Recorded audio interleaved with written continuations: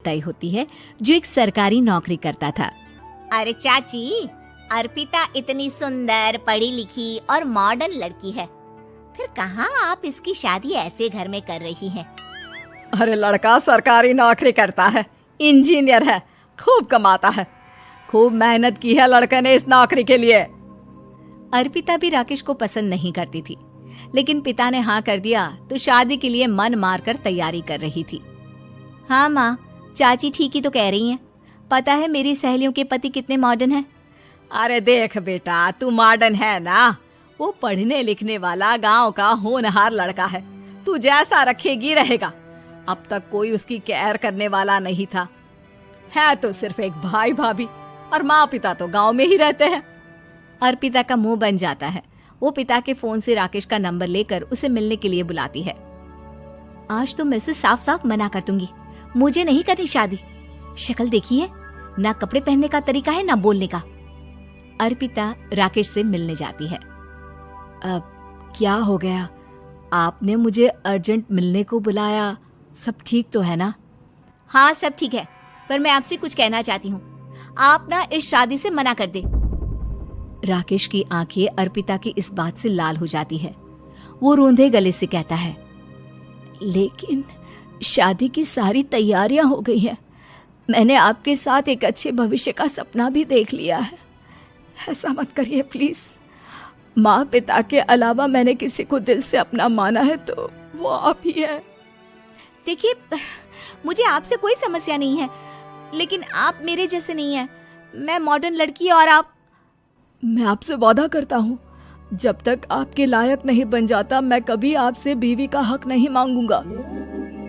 अर्पिता राकेश का प्यार देखकर पिघल जाती है और शादी के लिए हाँ कर देती है। दोनों की शादी हो जाती है, लेकिन शादी के बाद राकेश की भाभी, जो कि पूरी की पूरी देहाती थी। ए राकेश, उठ, जब पानी भर कर ला, और तेरी बीवी को बोल के चूल्हा लगा दिया है, रोटी बना ले। क्या है ये सब, और तुम्हारी भाभी इस तरह चिल्ला क्यों रही है? क्या करूं, भाभी ही खाना बनाती है और मुझे पढ़ने के लिए इस घर में रखा, तो मैं घर का सारा काम कर देता हूँ। अब तुम आ गई हो, अपने तरीके से देख लो। ये मकान तो तुम्हारे पापा ने बनवाया था ना, शहर में, ताकि बेटा पढ़ाई कर सके। हाँ, पर भाभी ही पूरे घर में रहती है। ठीक है, देखो अब। अर्पिता बाहर जाती है। सूट पहनी अर्पिता को देखकर जेठानी का पारा हाई हो जाता है।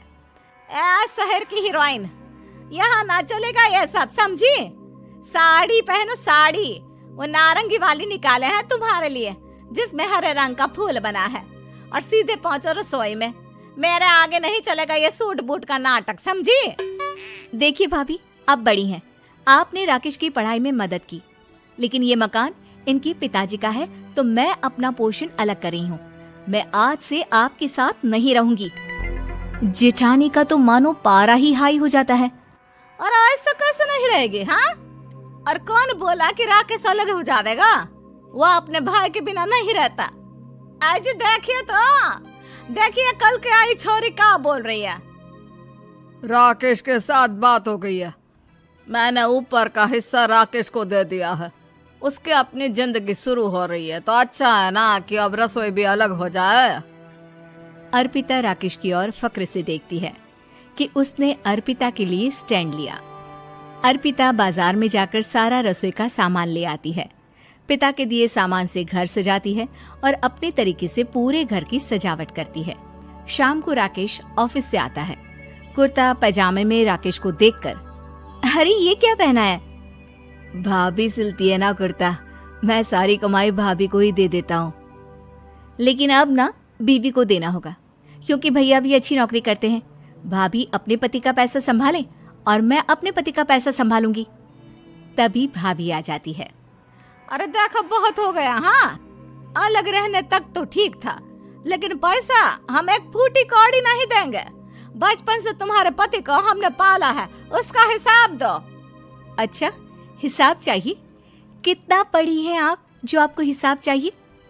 बड़े भाई हैं उनकी, जिन्होंने उन्हें पढ़ाया लिखाया, वो हिसाब मांगेंगे तो जरूर दे दूंगी भाभी। अरे देख, हाँ, अगर तूने पढ़ाई की है तो मैं भी अंगूठा छापना हूँ, अरे 5 की रात तक पूरी पढ़ाई की है, समझे। वैसे भी कल इन लोगों के माँ बाबूजी आ रहे हैं गांव से, वही लोग ठिकाने लगाएंगे तुझे। अगले दिन सास ससुर आते हैं, दोनों बहुत ही सीधे लोग।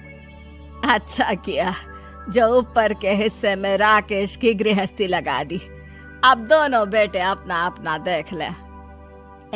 छोटी बहू कहाँ है?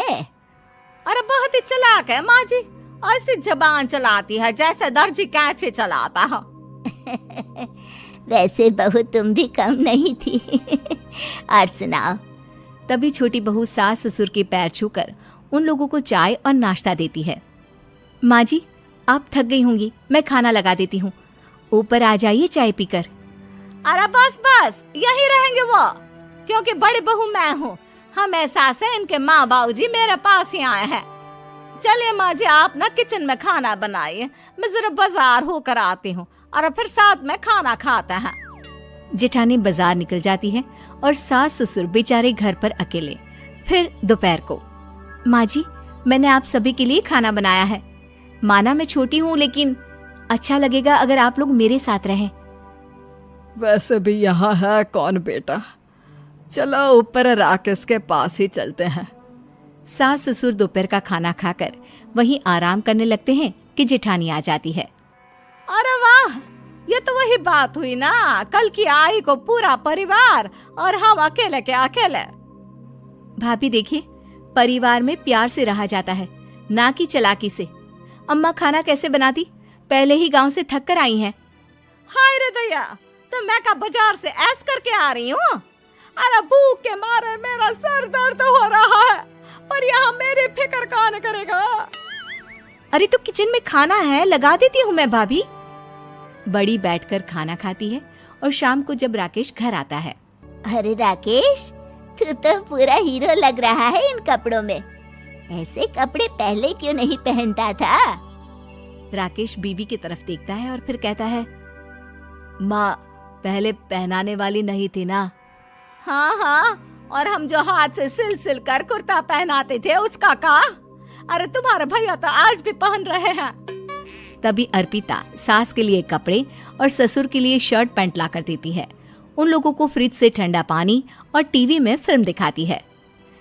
अरे कब से इनको बोल रहे हैं कि फ्रिज वाले आओ, लेकिन ये है कि मानत ही ना है।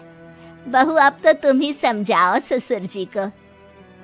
नहीं पापा, आप फ्रिज मत लीजिए। अरे वाह रे छोटे, खुद फ्रिज का ऐसे का मजा ले, और इनकी माँ के पास फ्रिज भी ना हो। अरे देखा पिताजी, देखा माँ जी कब बोल रही है। अरे उसकी पूरी बात तो सुन लो कि वो क्या बोल रही है। वो इसलिए क्योंकि अब माँ जी और पापा यहीं रहेंगे मेरे पास। घर को घर सिर्फ मॉडर्न या गांव की सोच नहीं, बल्कि संस्कार बनाते हैं भाभी, और संस्कार अच्छे हो तो सब सही हो जाता है।